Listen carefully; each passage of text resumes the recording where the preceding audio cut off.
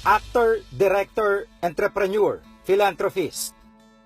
Ilan lang ito sa mga pwedeng sabihin tungkol kay Raymond Francisco o mas kilala bilang RS Francisco, co-owner ng isa sa pinakamalaking multi-level marketing platform sa Pilipinas at sa buong mundo ngayon, ang Front Row International.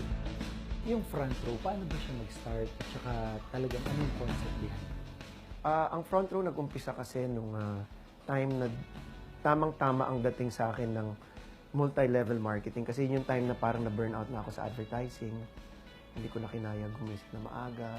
Medyo na napagod na ako mag-shooting ng 16 hours minimum a day. So parang parati kong sinasabi sa sarili ko, ano pa ba ibang kaya kong gawin na mapapantayin yung kita ko sa advertising. Tapos dumating ang multi-level marketing. Siyempre, bilang isang Pilipino na parating nakakanood ng mga balita tungkol sa mga ganyan na hindi magaganda, ang unang reaction ko, just like anyone else, ayoko gawin yan kasi hindi yan legal. Hindi yan legit. Ang Front Row, ibang-iba yan sa lahat ng mga networking companies na nagsusulputan ngayon. Unang-una, we're backed up by credible individuals, credible members. Hanggang sa nakita ko, ang multi-level marketing maganda. Pag maganda yung products mo, pag maganda yung patakbo, pag yung may-ari, nasa tamang pag-iisip. Kasi kahit sino naman pwede magtayo ng kumpanya eh. Pero hindi mo alam kung ano yung plano talaga nila sa kumpanya, kung short term ba o long term. Sino dito first time ko mamimit? Gawin natin ang front row kasi ang battle cry ko, ang una kong battle cry is gusto ko ipakita sa buong Pilipinas at eventually sa buong mundo na ang multi-level marketing or network marketing ay matino kung papatakboy mo ng matino. Kung matino ang mga namamahala at namumuno nun. Nakipag-partner siya kay Sam Verzosa, isang kaibigan ng college days niya sa UP. Naghanap kami ng magandang produkto na pwedeng gamitin, consumable, gamitin, maubos, gamitin. Tapos may mga repeat orders. And at the same time, yun yung parang gusto ng Pilipino. Ang mga Asians kasi gusto nila maging fair. Gusto maging fair. Unlike yung mga Europeans, American, gusto nila maging tan, baliktad. So, naisip ko, dahil dati na nag-shooting ako, parating nasa ilalim ako ng araw, inom ako ng gluta, nag-order ako sa Amerika ng gluta. Ba't di na lang gluta yung product natin? Mula doon, nagsimula sila sa Lux White, ang unang produkto ng Front Row.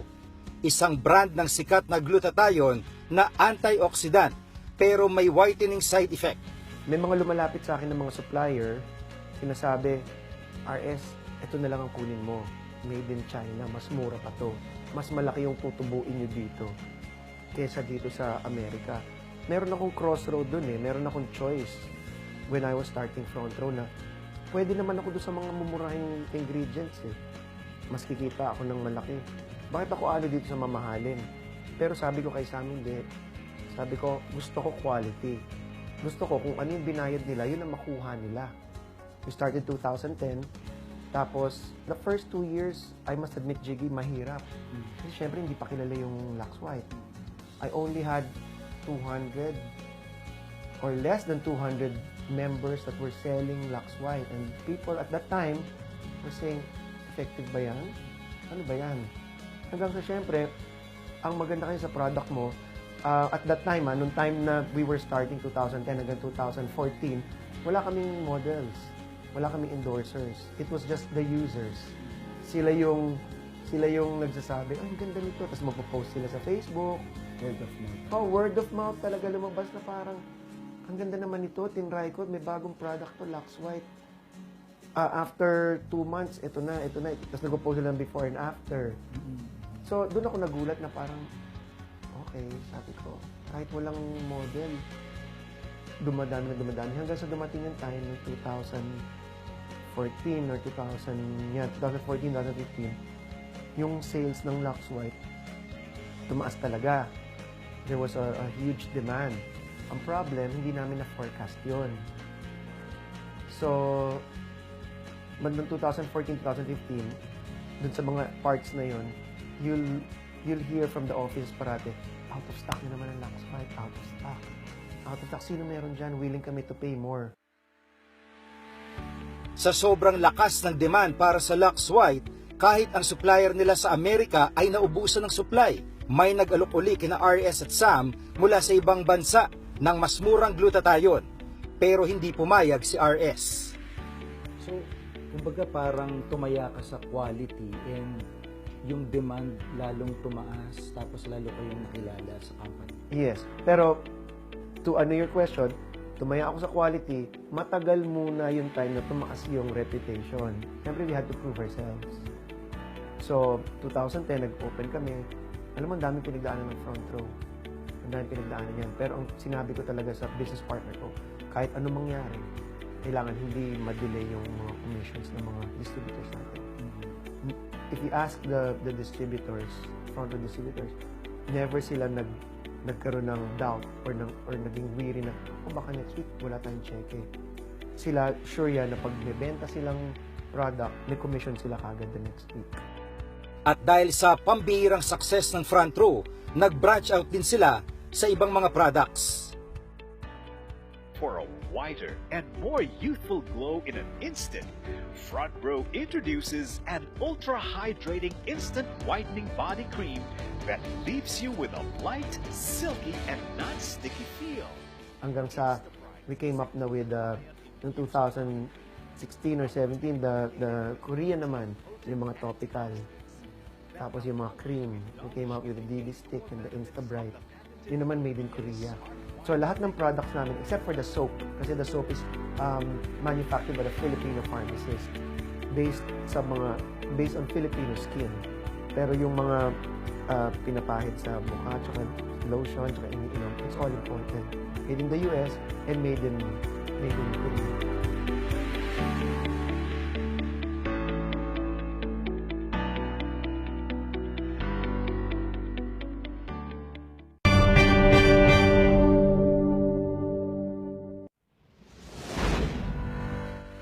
Nagsimula na ngang umalago ang front row noong 2015. Nakarating ng multi-level marketing company sa ibang bansa. Naging front row international na talaga sila. From mga 200 members, tama? Yes. Gano'n nakalaki yung membership niyo ngayon? Now, including the branches abroad, here and abroad, we're close to 800,000 members. It's still less from what I was forecasting. Akala ko by 2017 would be mga 1 to 1.5. So it's still less. So what am I trying to say? What I'm trying to say is marami pang hindi kilala si Front Row and I still have a lot to do para ipakilala ko not just Front Row but the products of Front Row.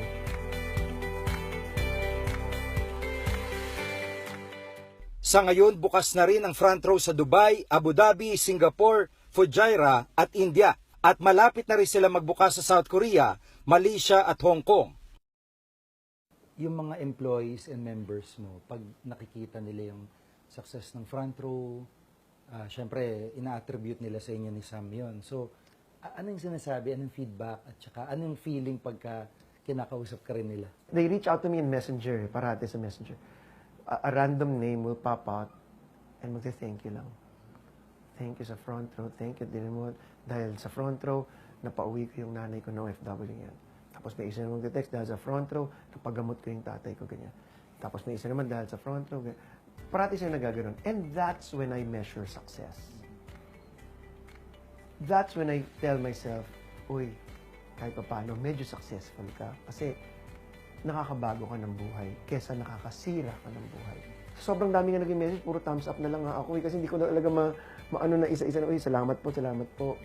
So puro thumbs up na lang ako. And then when I talk to them, kasi I see to it na every week, I meet up with them. I go to their sales rallies, to their general assemblies. Doon, sinasabi ko na sa kanila, umbrella na, uy, thank you sa lahat ng message sa akin. Hindi ko kayo ma-replyan lahat. Pero alam nyo na yun, pag nag-thumbs up ako sa inyo, alam nyo na yun, nabasa ko. Changing people's lives ang tagline ng front row. At pagtulong ang isa sa laging pinagkakaabalahan ni RS. Bakit ganun? Bakit pagtulong yung nasa isip mo? Saan ang gagaling yun? This is very clear to me. When I was young, I knew we weren't well off.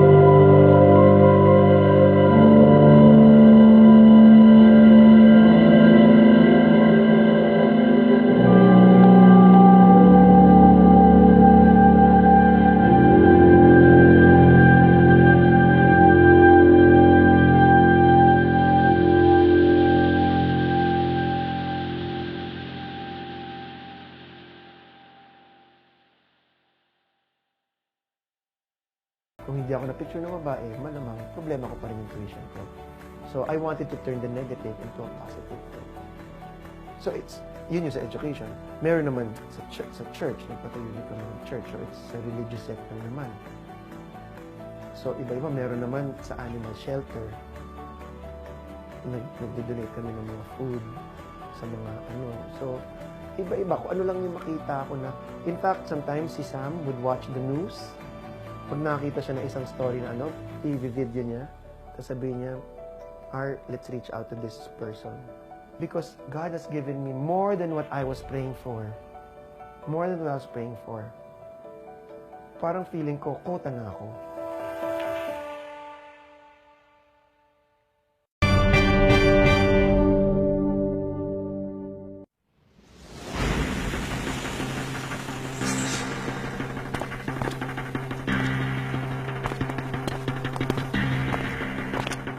Yung advertising ng front row, sobrang laki niya talaga. Parang, baga, indication na talaga number 1 na kayo sa ngayon. Nung na-achieve mo yung status na to, na Miss Universe yung mga parang endorsers, tapos ng lalaking artista, anong feeling as compared do sa nagsisimula ka na walang naniniwala sa inyo? Well, Di ba Mayweather, yeah. yun siya kalaki. And soon, may isa pang malaki din. Yes. Honestly, hindi ko talaga alam. I don't know yung dating. Kasi parang when I met the Miss Universe, I was talking to them and then we told them about our product, told them about our company. And the president mismo, si Paula Sugart of Miss Universe said, it's a beautiful product, beautiful company, beautiful vision and mission. We'd like to partner with you. Demi Lee, along with PIA, and Department of Tourism, pinakita namin yung ganda ng Philippines. Ang dami nag-message sa akin, wow, Miss Universe na, Miss Universe na. Grabe ang front ng Miss Universe sa loob-loob ko, ha? Ganun ba kalakas ang impact? Naku, may darating pa, may Floyd Mayweather pa eh. Naku, baka maano naman. So, nung dumating naman si Floyd for front row, nag-shoot siya for front row, pinakita din namin yung Philippines sa kanya. Eh, naman, dami naman nag-message. So, siguro nga malakas ang impact. Pero for me, parang I'm just doing my job to get front row known na it's a legit, credible, it's a stable company that provides high quality products. Pero bukod sa pagtulong sa kanyang kapwa at pagpapatakbo sa front row, higit sa lahat, isa ring aktor si RS. 1990 na maging bida siya sa stage play na M. Butterfly, kung saan hinangaan siya dito at sa ibang bansa. Lumabas na rin siya sa mga telenovela at mga pelikula. Masasabi ba na, kumbaga, yung parte naman na relaxation mo, yung pagbalik mo sa theater? Yeah. Wala kasi akong bisyo. That's one thing na pwede ko may pagmalaki. Wala akong bisyo. I don't drink. I don't smoke. I don't do drugs. I don't even drink soft drinks. I don't drink wine, champagne. I don't drink coffee. Wala talaga akong hindi ako ng babae. Wala lang. Ang pinaka-ano ko lang talaga is acting. Acting lang talaga yung pinaka-passion ko. So, I would say, ito na yung bisyo ko, front row. Dito ko ibubuhos lahat. Lahat ng passion ko, lahat ng ano ko, dito ako ma-addict. Para pag nagawa ko yung bisyo ko, pag nag-succeed yung bisyo ko, magagawa ko tong passion ko, which is acting. I can therefore produce a concert, I can produce a play, I can produce a movie. Why do you think I wanted you to see Butterfly Lovers? Because it is my story. 2 years ago or 3 years ago, I wanted to do M. Butterfly because I knew na when I did it noong 1990 up to 1992, I knew inside me na I was too young for the role. I knew. But even at that time, noong 1990, people were congratulating me, were applauding me, were saying, oh, ang ganda ng ginawa mo and all. Of course, superficially, I'd say thank you. But deep inside my heart, talaga? Nagalingan kayo sa akin that time? I was just 18, 19, 20 years old. I was just 20 years old. Tapos, nagalingan na kayo? I'm too young for the role. So, 3 years ago, nasabi ko, I think I'm of age. I can do M Butterfly now with all the hardships that I've gone through.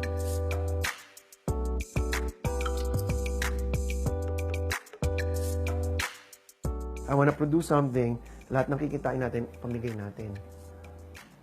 Let's share our blessings. Yung grit na meron ka, kasi parang na-feel ko nga na grabe yung plans, yung direction. Sa tingin mo, saan mo nakuha yun? It's actually a passion. I'm like that. If I see something or if I think of something, parang ang hirap makatulog. Alam mo, it started when I was young. Pag may nakita akong laruan, mababa kasi ang EQ ko eh. Pag may laruan na sinabi, makukuha mo yan in next week, next week, hindi na ako makakatulog na talaga, JD. Talagang, paano ko ba lalaruan to? Excited na ako laruan. And everyday kukulitin ko na mami ko, pwede ko na ba buksan yung gift? So it started with that. If I want something, I want to do it. I want to do it. Ang hindi alam ng marami, nagmula sa mahirap na kabataan si RS, isang dahilan kung bakit naging driven siya to succeed. Kasi I come from a not rich family. I don't want to pretend that I came from a luxurious family. I come from a middle class, and when my father retired from being a lawyer, we became medyo lower middle class. So, dun ko na na parang, no, gusto ko improve yung buhay ko, gusto ko ayusin. Maliit pa si RS na magsimulang bumagsak ang kanilang kabuhayan. Nakahalata siya nang ibenta ang kanilang kotse. I was very young then, so hindi ko maintindihan yung concept na yun. Tapos, nagugulat na lang ako. I'd ask my mom, nagugulat ako na, Ma, bakit dati 3 ulam natin, pag kumakain tayo, iba-iba. Ngayon, 1 na lang. Tapos, kasi mahal pag gagawa pa ng ganito. Tapos, dati ang ulam namin, kung ano yung sa lunch, iba sa dinner. Iba-iba. Tapos, sinabi ko, Ma, bakit kung ano yung ulam natin sa lunch? Yun yung ulam, init na lang. Para tipid, para isang lutuan na lang. So, doon ko napansin na parang medyo nag-downgrade kami.